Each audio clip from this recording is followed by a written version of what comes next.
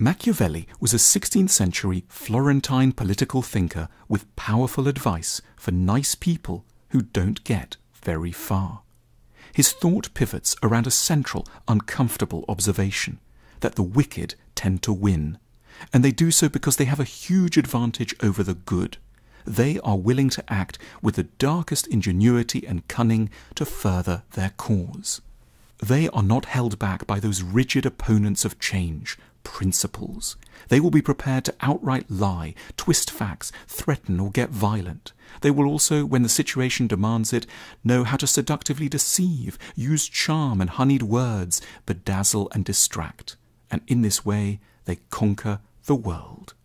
It's routinely assumed that a large part of what it means to be a good person is that one acts well. One doesn't only have good ends, one is committed to good means. So, if one wants a more serious world, one needs to win people over through serious argument, not clickbait. If one wants a fairer world, one has to judiciously and gently try to persuade the agents of injustice to surrender willingly, not through intimidation. And if one wants people to be kind, one must show kindness to one's enemies, not ruthlessness. It sounds splendid, but Machiavelli couldn't overlook an incontrovertible problem. It doesn't work. As he looked back over the history of Florence and the Italian states more generally, he observed that nice princes, statesmen and merchants always come unstuck.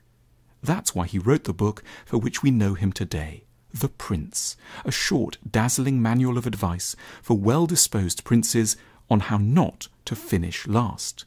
And the answer, in short, was to be as nice as one wished, but never to be overly devoted to acting nicely, and indeed to know how to borrow, when need be, every single trick employed by the most cynical, dastardly, unscrupulous, and nastiest people who have ever lived.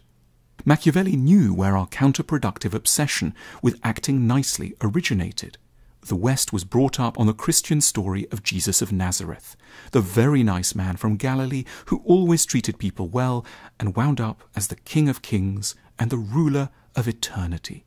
But Machiavelli pointed out one inconvenient detail to this sentimental tale of the triumph of goodness through meekness. From a practical perspective, Jesus' life was an outright disaster. This gentle soul was trampled upon and humiliated, disregarded and mocked.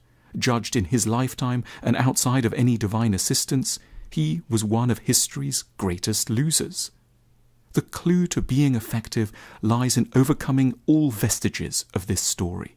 The Prince was not, as is often thought, a guide to being a tyrant.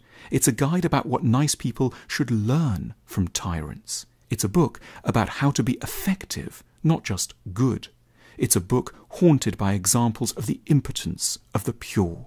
The admirable prince, and today we might add CEO, political activist or thinker, should learn every lesson from the slickest, most devious operators around. They should know how to scare and intimidate, cajole and bully, entrap and beguile. The good politician needs to learn from the bad one, the earnest entrepreneur from the slick one. We are all ultimately the sum of what we achieve, not what we intend. If we care about wisdom, kindness, seriousness and virtue, but only ever act wisely, kindly, seriously and virtuously, we will, Machiavelli warns us, get nowhere. We need to learn lessons from an unexpected source, those we temperamentally most despise. They have the most to teach us about how to bring about the reality we yearn for, but that they are fighting against. We need weapons of similar grade steel to theirs.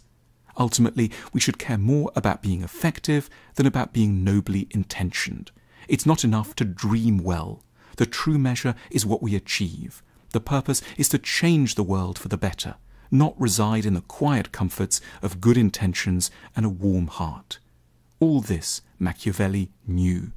He disturbs us for good reason, because he probes us where we are at our most self-serving. We tell ourselves we didn't get there because we're a little too pure, good and kind. Machiavelli bracingly informs us we are stuck because we have been too short-sighted to learn from those who really know, our enemies.